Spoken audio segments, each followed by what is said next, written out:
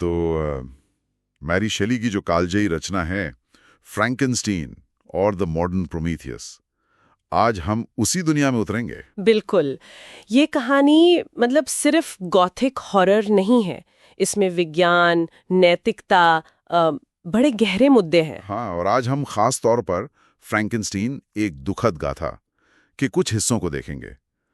कोशिश करेंगे समझने की कि विक्टर फ्रैंकेनस्टीन और उसकी जो रचना थी, उसकी कहानी इतनी दुखद क्यों हुई। जी, इसके तह तक जाना जरूरी है। तो कहानी की शुरुआत होती है आर्कटिक में, बर्फी बर्फ।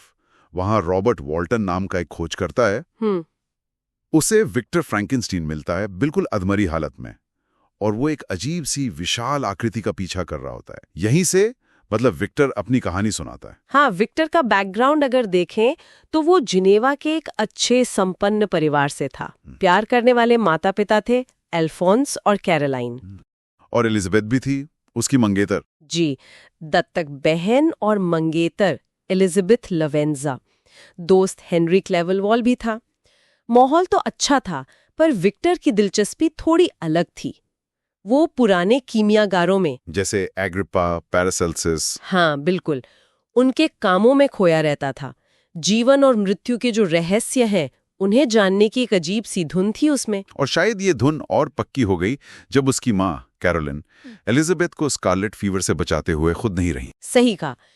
ये ठीक तब हुआ जब वो इंगलस्टैड यूनिवर्सिटी जाने ही वाला था। इस घटना ने मतलब मृत्यु पर विजय पाने के उसके जुनून को और भड़का दिया। यहीं से चीजें तेजी से बदलती हैं। बिल्कुल।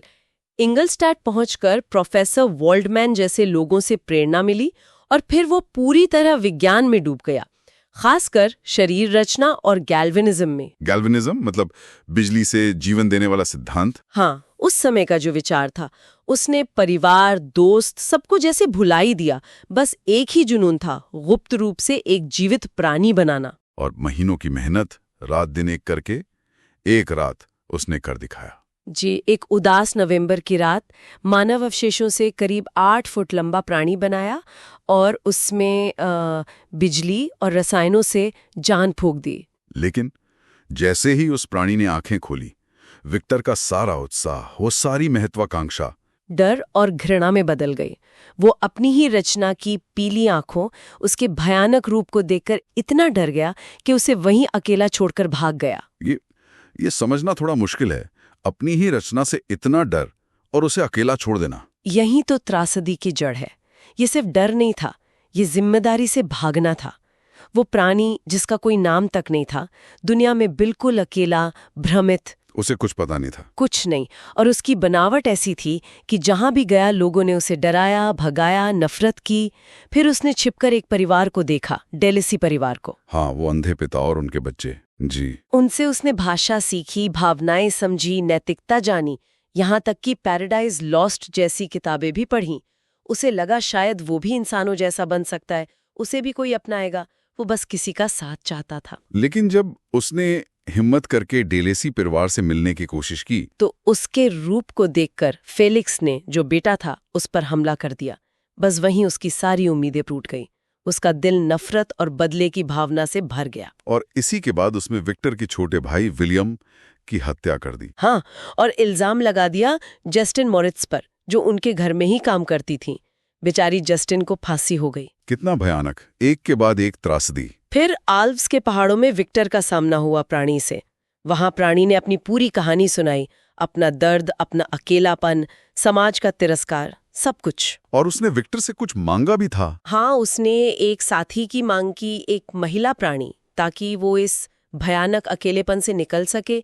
उसकी बातों में गुस्सा था, पर दर्द और एक साथी की तड़प भी साफ झलक रही थी। विक्टर शायद अपराध बोध में मान गया, लेकिन वो वादा निभा नहीं पाया। नहीं। स्कॉटलैंड के ऑर्कने द्वीप पर जो वो महिला प्राणी लगभग बना चुका था, उसे अचानक खौफनाक ख्याल आया। उसे डर लगा कि कहीं ये दोनों मिलकर राक्षसों की एक पूरी नस्ल न पैदा कर दे। तो उसने उसे नष्ट कर दिया। हाँ, उसे नष्ट कर दिया। शायद पहली बार उसने अपनी रचना के परिणामों के बारे में सोचा था, लेकिन उसका तरीका वो भी विनाशकारी ही था। उफ, प्राणी पर क्या बीती होगी। उसका दिल पूरी तरह टूट गया और वो गुस्से से पागल हो गया। उसने विक्टर से कहा, ठीक है, मैं तुम्हारी शादी की रात तुम्हारे साथ होऊंगा।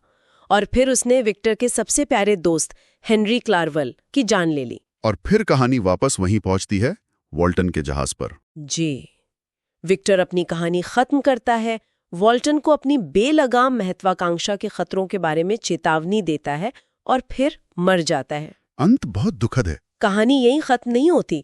कुछ दिनों बाद वॉल्टन को वही प्राणी विक्टर के शव पर झुका हुआ मिलता है। वो रो रहा होता है, अपने किए पर पछता रहा होता है। पछतावा उसे। हाँ, वो अपने अकेलेपन, अपनी पीड़ा की बात करता है।